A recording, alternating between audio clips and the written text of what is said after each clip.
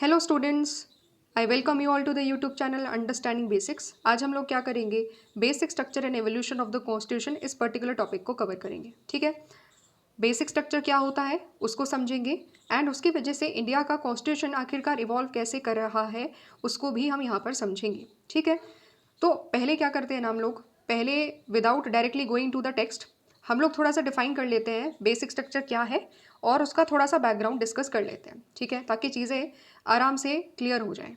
तो होता क्या है, 1973 में केशवानंद भारती केस में 1973 में केशवानंद भारती केस में सुप्रीम कोर्ट की एक रूलिंग आती है। उसी रूलिंग में बताया जाता है बेसिक स्ट्रक्चर डॉक्ट्रिन के बारे में। ठीक है, ओरिजिनली इंडिया के कॉन्स्टिट्यूशन में कहीं पर भी बेसिक स्ट्रक्चर जैसा वर्ड आपको नहीं मिलेगा।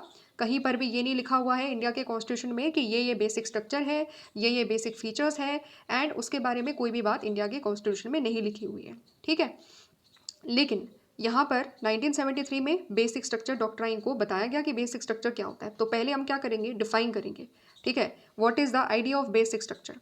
तो बेसिक स्ट्रक्चर की जब हम बात करते हैं ना, ठीक है, देखो बेसिक स्ट्रक्चर को हिंदी में क्या बोलेंगे, बुनियादी ढांचा। जैसे एक बिल्डिंग में क्या होता है, बिल्डिंग में उसका एक बेस होता है, उसके ऊपर पूरी बिल्डिंग खड़ी हुई होती है ना।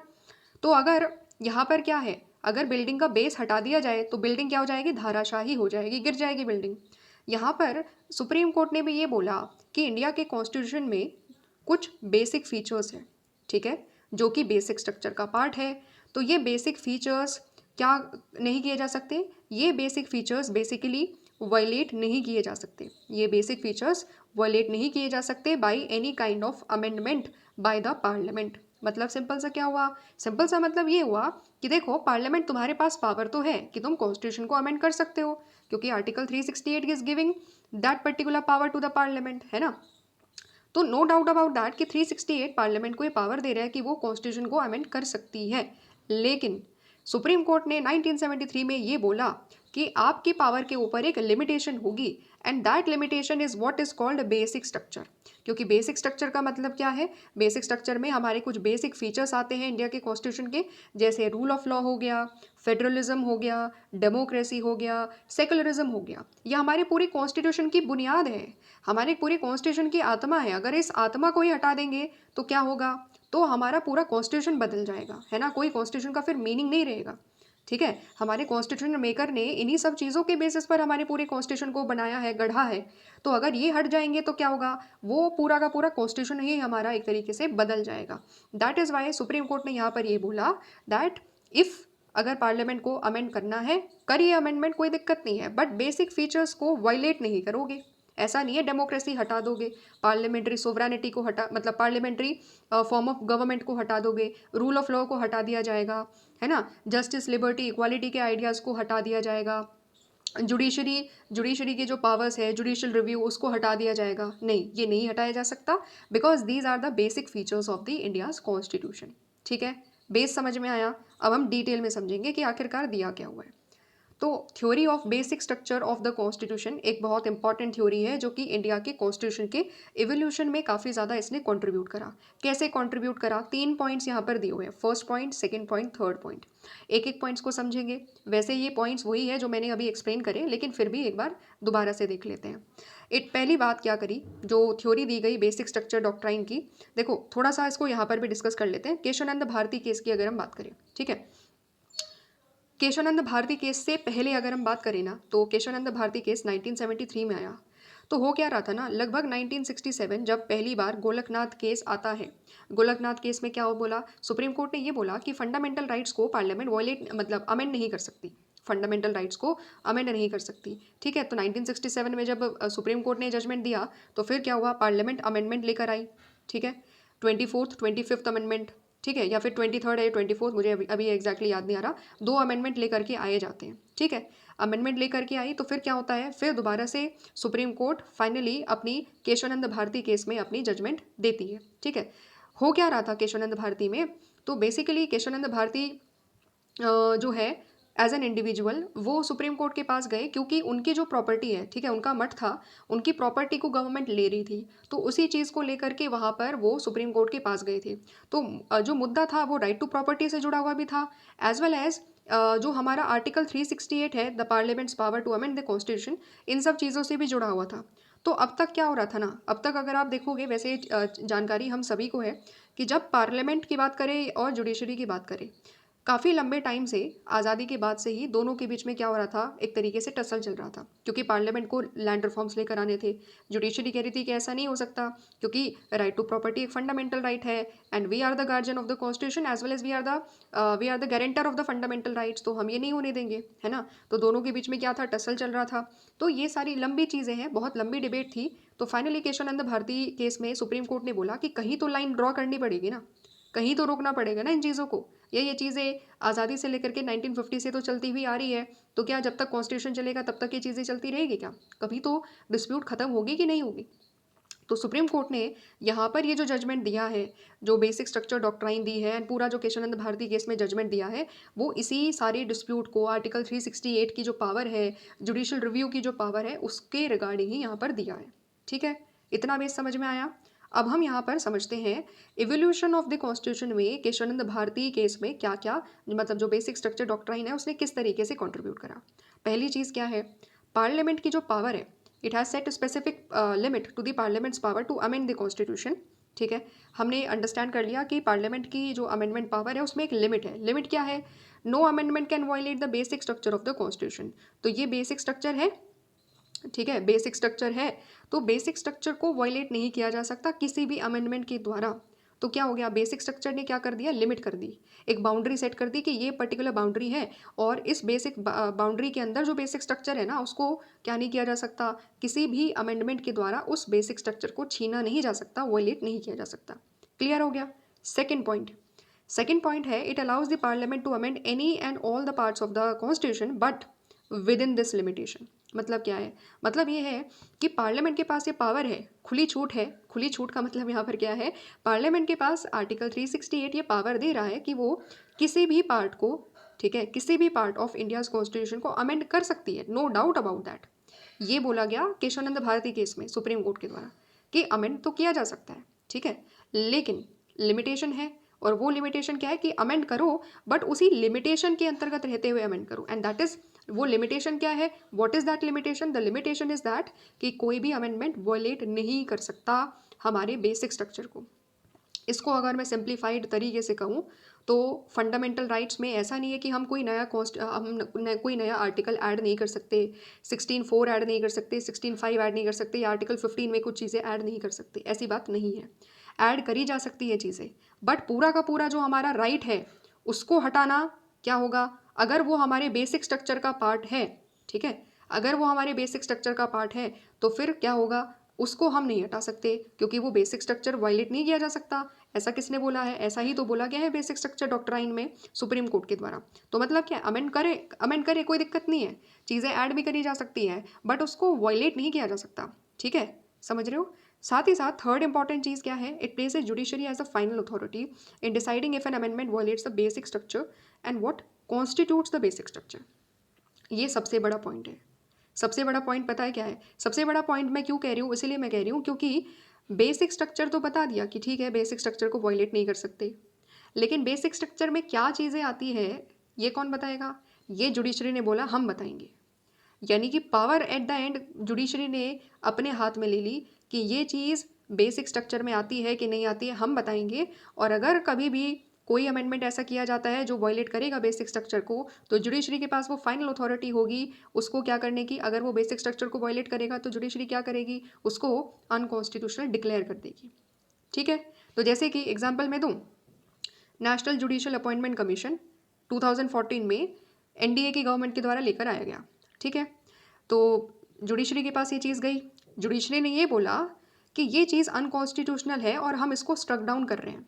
ठीक है, क्यों कर रहे हैं, क्योंकि independence of judiciary is a basic structure, is the part of the basic structure of the India's constitution. And क्योंकि वो बेसिक स्ट्रक्चर का पार्ट है और NJAC national judicial appointment commission इस पर्टिकुलर चीज़ को, इस पर्टिकुलर बेसिक स्ट्रक्चर को violet कर रही है, इसीलिए हम उसको क्या करेंगे, अनकॉन्स्टिट्यूशनल डिक्लेयर कर रहे हैं। समझ रहे हो।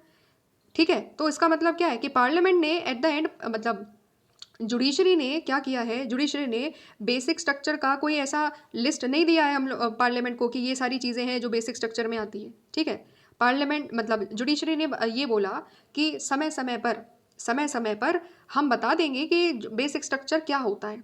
तो पूरा क्लियर कट अभी भी डिफाइंड नहीं है बेसिक स्ट्रक्चर में कौन कौन से फीचर्स हैं जो बेसिक स्ट्रक्चर का पार्ट है। ठीक है, अभी भी ये पावर किसके हाथ में है, ये जुडिशरी डिटरमाइन करेगी। ठीक है, तो यहाँ पर इसको अगर हम सिंपल से समझे ना, सिंपल सा ये है कि पार्लियामेंट के पास ये पावर तो है अभी भी कि 368 का यूज़ करते हुए अमेंडमेंट कर सकती है। मतलब एक तरीके से मैं कहूँ कि पार्लियामेंट के पास ये पावर है कि वो गेम खेले। ठीक है, पार्लियामेंट गेम खेले। गेम क्या है, कॉन्स्टिट्यूशन को अमेंड करना अंडर आर्टिकल 368। लेकिन उस गेम में क्या रूल्स होंगे, यानी कि बेसिक स्ट्रक्चर क्या होगा, ठीक है, जिसको वायलेट नहीं किया जा सकता, क्योंकि रूल्स को वायलेट करता है तो क्या होता है, गेम से बाहर हो जाता है ना, एक तरीके से पेनल्टी लग जाती है। तो वो रूल्स क्या होंगे, वो बेसिक स्ट्रक्चर क्या होंगे, जुडिशरी ने बोला कि हम समय पर बताएंगे, हम समय पर बताएंगे, अभी हम नहीं बता रहे। ठीक है, तो मतलब रूल्स मेकिंग की जो पावर है, मतलब एक तरीके से रूल्स क्या क्या होंगे, जो गेम खेलने के रूल्स होते हैं और यहाँ पर बेसिक स्ट्रक्चर क्या होता है, ये जुडिशरी ने बोला कि हम डिसाइड करेंगे। ठीक है, समझ रहे हो। तो ये चीज़ें हुई हैं। हुआ क्या उसके बाद, उसके बाद ऐसा नहीं है कि बेसिक स्ट्रक्चर के बारे में पार्लियामेंट को बिल्कुल भी कंप्लीटली आइडिया नहीं है, बिल्कुल ब्लैंक है कि अच्छा ये है, डेमोक्रेसी है कि नहीं है, रिपब्लिकन फॉर्म ऑफ गवर्नमेंट है कि नहीं है, ऐसा नहीं है। ओवर द टाइम बहुत सारे क्या हुए इसी चीज़ को लेकर के, क्या होता है, इसी चीज़ को लेकर के सुप्रीम कोर्ट क्या करती है, डिसीजन मेकिंग देती है। ठीक है, तो यहाँ पर अगर आप देखोगे, एक सेकेंड रुकना, पहले इस वाले पैराग्राफ की तरफ चलते हैं, फिर उसके बाद उस वाले पैराग्राफ की तरफ आएंगे। 1973 के बाद में क्या होता है, कोर्ट ने बहुत सारे केसेस में इसी पर्टिकुलर थ्योरी पर इलेबोरेट करा। ठीक है, बेसिक स्ट्रक्चर के बारे में बताया and it gave instances of what constitute the basic structure of the constitution of India. बार बार अलग अलग सुप्रीम कोर्ट ने जजमेंट्स दिए, उन जजमेंट्स में सुप्रीम कोर्ट ने बताया कि बेसिक स्ट्रक्चर में क्या क्या चीज़ें आती है। जैसे कि केशवानंद भारती केस में भी कुछ कुछ चीज़ें बताई गई। सबसे पहली चीज़ बोली गई, एक second, supremacy of the constitution, यानी कि कॉन्स्टिट्यूशन हमारा क्या है, हमारा कॉन्स्टिट्यूशन सुप्रीम है, ये क्या है, ये बेसिक फीचर है। ठीक है, बेसिक स्ट्रक्चर का पार्ट है। दूसरी इंपॉर्टेंट चीज़ क्या बताई गई, दूसरी इंपॉर्टेंट चीज़ बताई गई Republican form of government and democratic form of government. India का बेसिक स्ट्रक्चर है, चेंज नहीं किया जा सकता, उसको वॉलेट नहीं किया जा सकता, कोई ऐसा अमेंडमेंट नहीं किया जा सकता जो हमसे डेमोक्रेसी छीन ले या हमसे रिपब्लिकन फॉर्म ऑफ गवर्नमेंट छीन ले। ठीक है, सिमिलरली और क्या बताया गया, सेकुलरिज्म, इंडिया में सेकुलरिज्म एंड फेडरलिज्म। ठीक है, तो ये भी क्या है, ये भी नहीं छीने जा सकते। सिमिलरली अगर आप देखोगे तो पार्लियामेंट्री फॉर्म ऑफ गवर्नमेंट भी क्या है, बेसिक स्ट्रक्चर का पार्ट है, बेसिक स्ट्रक्चर का पार्ट है तो इसको भी हटाया नहीं जा सकता। रूल ऑफ लॉ को भी बताया गया कि rule of law is also the part of the basic structure. Similarly free and fair election को भी बताया गया। ठीक है, और साथ साथ में जो सेपरेशन ऑफ पावर है, लेजिस्लेचर, एग्जीक्यूटिव, जुडिशरी की जो पावर अलग अलग है, वो भी क्या है, वो भी बेसिक स्ट्रक्चर का पार्ट है। जुडिशियल रिव्यू क्या है, जुडिशियल रिव्यू भी बेसिक स्ट्रक्चर का पार्ट है। एंड इंडिपेंडेंस ऑफ जुडिशरी हो गया, हाई कोर्ट, सुप्रीम कोर्ट की जो पावर्स है वो भी बेसिक स्ट्रक्चर का ही पार्ट है, उनको भी क्या नहीं किया जा सकता। ये सारे के सारे features over the different cases, ठीक है, अलग अलग केसेस में ये सारी चीज़ें बताई गई। ऐसा नहीं है कि एक ही केस में सारे बता दिए गए कि ये सारे हैं, अलग अलग केसेस में, अलग अलग सुप्रीम कोर्ट के रूलिंग्स में, ठीक है, ये बताए गए। किसी में दो चार फीचर्स बताए गए, किसी में एक दो फीचर्स बताए गए। तो इस तरीके से क्या हुआ, इवोल्यूशन अभी भी हो रहा है बेसिक स्ट्रक्चर का। तो आज भी क्लियर कट आइडिया नहीं है कि हाँ एक फिक्स्ड लिस्ट है हमारे पास कि ये है हमारा बेसिक स्ट्रक्चर, अभी भी वो नहीं है। अभी भी इसीलिए क्या हो रहा है, अभी भी कॉन्स्टिट्यूशन इसीलिए इवॉल्व हो रहा है क्योंकि सुप्रीम कोर्ट पता नहीं आने वाले कौन से केस में कौन सा पार्ट को, कौन से फीचर को बोल दे कि ये बेसिक स्ट्रक्चर है। ठीक है, एंड इसको वॉयलेट नहीं किया जा सकता। समझ रहे हो। तो अभी भी क्या है ना, अभी भी ये बहुत ओपन है, अभी भी बेसिक स्ट्रक्चर की जो लिस्ट है ना पूरी खुली हुई है, कोई भी चीज़ यहाँ पर ऐड करी जा सकती है डिपेंडिंग अपॉन कि वो इंटरप्रेट किस तरीके से करी जा रही है जुडिशरी के द्वारा। समझ रहे हो। तो ये चीज़ हम लोगों ने यहाँ पर समझी। अब हम ये जो पैराग्राफ है इसकी तरफ आते हैं। तो ये जो हमने अभी अंडरस्टैंड करा, पूरी की पूरी जो थ्योरी अंडरस्टैंड करी बेसिक स्ट्रक्चर की, इसका इस्तेमाल करते हुए क्या किया गया, सुप्रीम कोर्ट के डिसीजंस की बात करें तो this decision has govern all the interpretations of the constitution and all the institutions in the country have accepted the theory of the basic structure. ठीक है, जब ये डिसीजन आ गया 1973 में, उसके बाद कॉन्स्टिट्यूशन के इंटरप्रिटेशन को भी इसी थ्योरी के बेसिस पर किया गया। तो कोई भी अगर जजमेंट्स देना था तो देखा जा रहा था कि क्या ये बेसिक स्ट्रक्चर को वॉयलेट किया जा रहा है। ठीक है, कोई अमेंडमेंट होता था, अगर वो बेसिक स्ट्रक्चर को वॉयलेट कर रहा था तो उसको नल एंड वॉइड डिक्लेयर कर दिया जाता था, अनकॉन्स्टिट्यूशनल डिक्लेयर कर दिया जाता था। ठीक है, पहली चीज़ तो ये कि कॉन्स्टिट्यूशन का इंटरप्रिटेशन होने लगा। साथ ही साथ में सारे इंस्टीट्यूशंस, चाहे गवर्नमेंट हो, मतलब पार्लियामेंट हो, एग्जीक्यूटिव हो, उन्होंने ये एक्सेप्ट कर लिया कि ठीक है बेसिक स्ट्रक्चर को उन्हें भी क्या करना पड़ेगा, रिस्पेक्ट करना पड़ेगा, क्योंकि रिस्पेक्ट नहीं करेंगे तो क्या होगा, रिस्पेक्ट नहीं करेंगे और ऐसी चीज़ अमेंडमेंट कर देंगे जो बेसिक स्ट्रक्चर का पार्ट है, तो जुडिशरी क्या करेगी, जुडिशरी बोलेगी अच्छा बेटा हमारे बताने के बावजूद भी तुम लोग ये कर रहे हो, और हम लोग क्या करेंगे, जुडिशरी क्या करेगी, जुडिशरी बोल देगी कि तुम अमेंडमेंट लेकर आओ, पूरा मेहनत करो, पूरा प्रोसेस लेकर आओ, पूरा प्रोसेस फॉलो करो, डिस्कशन करो, डिबेट करो। हम किस लिए बैठे हुए हैं, अगर कोई ऐसी चीज़ तुम हटाने की कोशिश करोगे इंडिया के कॉन्स्टिट्यूशन से which is the part of the basic structure, तो हम उसको क्या करेंगे, हम उस अमेंडमेंट को ही हटा देंगे। ठीक है, समझ रहे हो। तो इस तरीके से क्या हुआ, इस तरीके से मानना भी पड़ा गवर्नमेंट को कि भाई जुडिशरी अपनी पावर का इस्तेमाल करेगी, क्योंकि बेसिक स्ट्रक्चर क्या होता है वो तो एट द एंड कौन डिसाइड कर रहा है, जुडिशरी डिसाइड कर रही है ना। तो ये चीज़ें हैं। तो ये जो एग्जाम्पल है ना थ्योरी ऑफ बेसिक स्ट्रक्चर जो है ना, वो क्या है, it is itself an example of a living constitution. ये क्या है, ये एग्जाम्पल है लिविंग कॉन्स्टिट्यूशन का, कि हमारा कॉन्स्टिट्यूशन में एक बेसिक स्ट्रक्चर भी है। ठीक है, ये पहले नहीं पता था, ओरिजिनली कहीं कॉन्स्टिट्यूशन में नहीं लिखा हुआ है कि एक बेसिक स्ट्रक्चर है उसमें ये सारे फीचर्स आते हैं, कहीं नहीं लिखा हुआ। सुप्रीम कोर्ट के इंटरप्रिटेशन की वजह से, जुडिशियल इंटरप्रिटेशन की वजह से ये चीज़ हमारे सामने आती है। That is why it is called living constitution, क्योंकि कॉन्स्टिट्यूशन में क्या किया जा सकता है, कॉन्स्टिट्यूशन के इंटरप्रिटेशन की वजह से उसका एवोल्यूशन हो सकता है। ठीक है, उसमें नई नई चीज़ें बताई जा सकती है कि इसमें ये चीज़ भी है। ठीक है, तो जैसे जो हमारी बेसिक स्ट्रक्चर है वो भी कैसे पता चला हमें, it is also example of it is also an example of living constitution, क्योंकि ये जुडिशियल इंटरप्रिटेशन की वजह से आती है। एंड एक और चीज़ ये है कि फॉर्मली अमेंडमेंट करने की पावर की जब हम बात करते हैं तो दैट इज़ अंडर आर्टिकल 368, वो किसके हाथ में है, पार्लियामेंट के हाथ में है। लेकिन जब जुडिशरी ने ये पर्टिकुलर डॉक्ट्रिन दी, बेसिक स्ट्रक्चर डॉक्ट्रिन दी, उसके बाद ये क्या हुआ, हमारे कॉन्स्टिट्यूशन का प्रैक्टिकली अमेंडमेंट कॉन्स्टिट्यूशन को कर दिया गया बिना किसी फॉर्मल अमेंडमेंट के। मतलब क्या हुआ, मतलब सिंपल सा ये हुआ कि अमेंडमेंट तो कर दिया गया है कॉन्स्टिट्यूशन में, क्यों, क्योंकि बेसिक स्ट्रक्चर होता है, ये तो कहीं था ही नहीं ना स्टार्टिंग में, ये तो अभी सुप्रीम कोर्ट ने बताया कि बेसिक स्ट्रक्चर है उसको अमेंड नहीं कर सकती। एंड आर्टिकल 368 की पावर के ऊपर क्या कर दिया, लिमिटेशन लगा दिया कि बेसिक स्ट्रक्चर को वॉयलेट नहीं किया जा सकता। ठीक है, तो ओरिजिनली 368 पे कोई लिमिटेशन थी ही नहीं, तो क्या हुआ, अमेंडमेंट कर दिया कि नहीं कर दिया कि 368 के ऊपर एक लिमिटेशन है ना। तो अमेंडमेंट तो किया, लेकिन फॉर्मली अमेंडमेंट नहीं करा, एक इनफॉर्मल तरीके से अमेंडमेंट करा। ठीक है, मतलब अपनी सुप्रीम कोर्ट ने अपनी रूलिंग्स के द्वारा क्या किया, रूलिंग्स के द्वारा कॉन्स्टिट्यूशन में एक अमेंडमेंट कर दिया एंड लिमिट कर दी, आर्टिकल 368 के अंतर्गत जो पावर थी because of the concept of basic structure वो लिमिट हो गई। ठीक है, तो ये जो बेसिक स्ट्रक्चर डॉक्ट्रिन है वो क्या कर रही है, वो बैलेंस कर रही है रिजिडिटी एंड फ्लेक्सिबिलिटी के बीच में। क्यों, by saying that certain parts can not be amended, it has underline the rigid nature, ये बोलते हुए कि ये जो बेसिक स्ट्रक्चर है इसमें ऐसा कोई भी अमेंडमेंट नहीं किया जा सकता जो उसको क्या करे, वॉयलेट करे। तो क्या हो गया, रिजिड हो गई कि नहीं होगी, अब पार्लियामेंट के हाथ बंद गए ना, पार्लियामेंट के हाथ बंद गए ना, क्योंकि वो ऐसा कोई अमेंडमेंट ही नहीं कर सकते। और अगर करने की भी कोशिश करेंगे तो जैसे नेशनल जुडिशियल अपॉइंटमेंट कमीशन को एक तरीके से उन्होंने पास किया और सुप्रीम कोर्ट फिर बाद में अनकॉन्स्टिट्यूशनल डिक्लेयर कर देगी, है ना। तो यहाँ पर क्या हुआ, पार्लियामेंट के हाथ एक तरीके से कुछ एरियाज में बांध दिए गए कि ये चीज़ें नहीं हटाई जा सकती, रूल ऑफ लॉ नहीं हटाया जा सकता, डेमोक्रेसी नहीं हटाई जा सकती। क्यों, क्योंकि हमारे पूरे कॉन्स्टिट्यूशन की आत्मा है, ये हमारे कॉन्स्टिट्यूशन की स्पिरिट है, इसको चेंज कर दिया तो कॉन्स्टिट्यूशन ही पूरा चेंज हो गया ना। ठीक है, समझ रहे हो। तो ये चीज़ यहाँ पर हो जाती है। फिर उसके बाद क्या बोला गया, फिर उसके बाद ये है कि there are many other examples of how judicial interpretation have change our understanding of the constitution. तो वहाँ तक जो पूरा था, जो अभी हमने पूरा ऊपर अंडरस्टैंड करा, वो सब बेसिक स्ट्रक्चर से जुड़ा हुआ था। ठीक है, वो चीज़ें हमने क्लियर करी। अब हम ये देखेंगे कि जुडिशरी अलग अलग जगह पर भी अलग अलग तरीक़ों से इंटरप्रेट करती है कॉन्स्टिट्यूशन को, जिसकी वजह से हमारे कॉन्स्टिट्यूशन की जो हमारी समझ है वो चेंज होती है। कैसे चेंज होती है, reservation in jobs and educational institution can not exceed 50% of the total seat. तो सुप्रीम कोर्ट ने क्या बोला, सुप्रीम कोर्ट ने इंदिरा साहनी जजमेंट में, इंदिरा साहनी केस में ये बोला कि जब रिजर्वेशन की बात आएगी, जॉब्स में हो, एजुकेशनल इंस्टीट्यूशन में हो, तो 50% से ज़्यादा रिजर्वेशन नहीं हो सकता।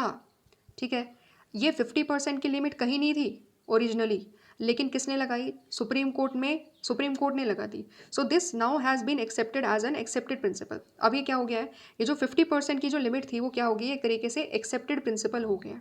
मतलब क्या हुआ, मतलब यहाँ पर जो चीज़ें ओरिजिनली नहीं थी वो एक तरीके से इंटरप्रिटेशन के द्वारा, कॉन्स्टिट्यूशन के इंटरप्रिटेशन की पावर किसके हाथ में है, जुडिशरी के हाथ में है। तो जो जुडिशरी ने अपनी पावर का इस्तेमाल करते हुए क्या किया, ये लिमिटेशन लगा दी कि देखो नो डाउट रिजर्वेशन होना चाहिए, बट ऐसा नहीं है कि बहुत ज़्यादा एक एक्स्ट्रा लिमिट तक हो जाए, एक लिमिट तक ही हमें क्या करना है, रिजर्वेशन को देना है। तो इस तरीके से सुप्रीम कोर्ट ने यहाँ पर लिमिट लगाई। सिमिलरली जब हम अदर बैकवर्ड क्लासेस में रिजर्वेशन की बात करते हैं तो आइडिया ऑफ क्रीमी लेयर को भी सुप्रीम कोर्ट ने दिया।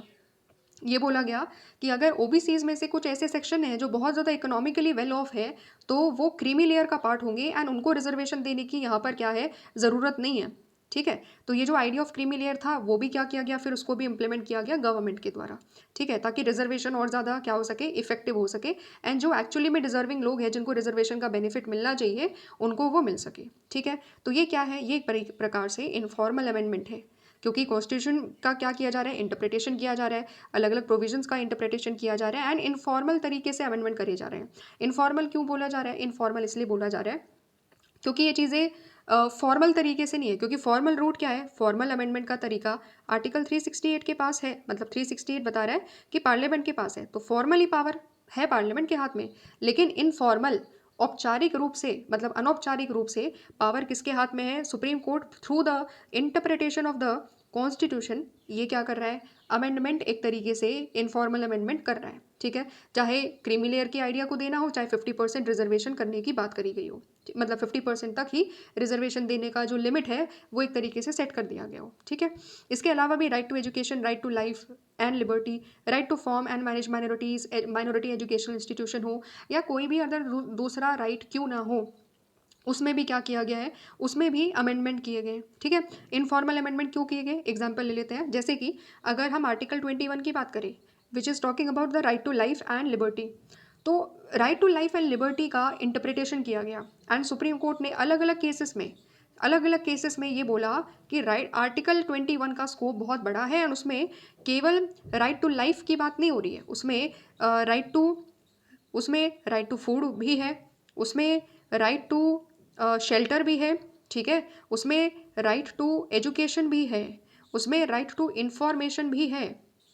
ठीक है, राइट टू स्पीडी जस्टिस भी है या स्पीडी ट्रायल भी है। समझ रहे हो, तो ये सारी चीज़ें, ये अलग अलग जो राइट्स हैं जो इसी राइट्स के अंतर्गत आते हैं, इसी के अंदर आते हैं, ये कैसे आए, ये सुप्रीम कोर्ट ने अलग अलग सुप्रीम कोर्ट के जजमेंट्स में बताया कि आर्टिकल 21 में ये सारी चीज़ें भी आती है। तो बहुत ज़्यादा वाइड कर दिया आर्टिकल 21 का स्कोप। ठीक है, ताकि हम सब एक ह्यूमन डिग्निटी वाली लाइफ जी सके, केवल एनिमल एग्जिस्टेंस ना हो। ठीक है, तो इस तरीके से क्या देखा, so these are the instances to show that how the rulings by the court can contribute to the evolution of the constitution. ठीक है, ओरिजिनली कॉन्स्टिट्यूशन में ये सारी चीज़ें नहीं थी, ओरिजिनली बेसिक स्ट्रक्चर की बात कहीं नहीं लिखी हुई है। ठीक है, ओरिजिनली 50% का कैप कहीं नहीं था। ठीक है, ओरिजिनली क्रीमी लेयर का आइडिया नहीं था, ओरिजिनली आर्टिकल 21 में बहुत सारे राइट्स की बात नहीं करी गई थी। कैसे हुई, इवॉल्व कैसे हुआ, इतनी सारी चीज़ें कैसे ऐड करी गई over the time period, 75 years में ये सारी चीज़ें कॉन्स्टिट्यूशन में ऐड करी गई by the means of interpretation of the constitution and that was done by supreme court. ठीक है, समझ में आया, तो इस तरीके से हमारा कॉन्स्टिट्यूशन क्या हो रहा है, इवॉल्व हो रहा है। ठीक है, नई नई चीज़ें उसमें ऐड करी जा रही है, नए नए इंटरप्रिटेशंस दिए जा रहे हैं।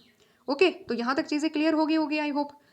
अच्छा, अब उसके बाद छोटा सा एक पैराग्राफ और बचता है, पैराग्राफ तो नहीं वैसे ब्लू बॉक्स है, उसको हम लोग थोड़ा सा रीड कर लेते हैं। रिव्यू ऑफ द कॉन्स्टिट्यूशन, हुआ क्या था, 2000 में हमने अपने कॉन्स्टिट्यूशन के इम्प्लीमेंटेशन के 50 ईयर्स कंप्लीट कर लिए थे, because constitution was implemented on 26 of January 1950 and 2000 में क्या हो गया, लगभग 50 साल हमारे हो गए। इसी के पर्टिकुलरली 50 ईयर्स के कंप्लीशन के चलते गवर्नमेंट ने क्या करा, गवर्नमेंट ने कमीशन बनाई कि हम क्या करेंगे, हम एक ऐसी कमीशन बिठाएंगे जो कॉन्स्टिट्यूशन को रिव्यू करेगी, उसमें देखेगी कि क्या कॉन्स्टिट्यूशन में कुछ अमेंडमेंट्स करने की ज़रूरत है ताकि हमारा कॉन्स्टिट्यूशन और ज़्यादा इफेक्टिवली काम कर सके। ठीक है, एंड और ज़्यादा रेलिवेंट हो जाए, और ज़्यादा क्या हो जाए, अगर किसी भी अमेंडमेंट करने से उसकी रेलिवेंस या उसकी इफेक्टिवनेस इंप्रूव होती है तो वैसा अमेंडमेंट प्रपोज करिए। इस पर्टिकुलर ऑब्जेक्टिव्स के साथ कमीशन बिठाई गई एंड कमीशन के चेयरपर्सन कौन थे, जस्टिस वेंकट चलैया, जो कि क्या थे, retired chief justice of supreme court थे। ठीक है, तो जब ये कमीशन ने अपनी रिपोर्ट सबमिट करी तो क्या हुआ, कमीशन ने क्या थ्योरी ऑफ बेसिक स्ट्रक्चर को चेंज करने के बारे में बताया या नहीं बताया, उसको हमें यहाँ पर समझना है। Commission stuck to the theory of basic structure, did not suggested any measures that would endanger the basic structure of the constitution। मतलब उनके पास पूरी ऑप्शन था, पूरा अपॉर्चुनिटी था कि वो बेसिक स्ट्रक्चर की जो थ्योरी है उसको, उसके चेंज के रिगार्डिंग कोई अमेंडमेंट अगर प्रपोज करना चाहे तो वो कर सकते थे, गवर्नमेंट उसके अकॉर्डिंगली काम करती। बट ये जो कमीशन थी जो 2000 में बनाई गई थी to review the working of the constitution, वो उसने बोला कि नहीं, थ्योरी ऑफ बेसिक स्ट्रक्चर में कोई चेंज करने की ज़रूरत नहीं है एंड कोई ऐसा मेजर लेने की ज़रूरत नहीं है जिसकी वजह से बेसिक स्ट्रक्चर हमारा क्या हो जाए, खतरे में पड़ जाए। उसका मतलब क्या हुआ, this shows the significance of basic structure doctrine in the constitutional practice.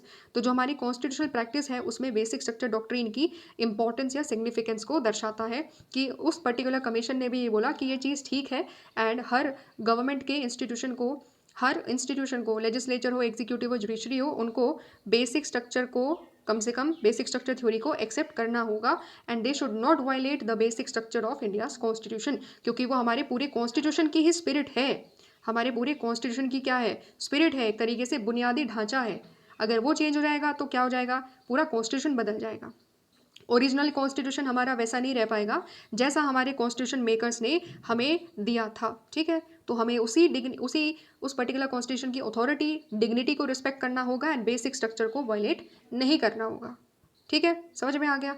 I hope clear मैंने कर दी होंगी चीज़ें। समझ में आ गई तो कमेंट कर देना। ठीक है, मिलते हैं नेक्स्ट वीडियो में जहाँ पर हम लोग क्या करेंगे, फाइनली अपना लास्ट टॉपिक कवर करेंगे which is constitution as a living document. ठीक है, थैंक्स फॉर वॉचिंग।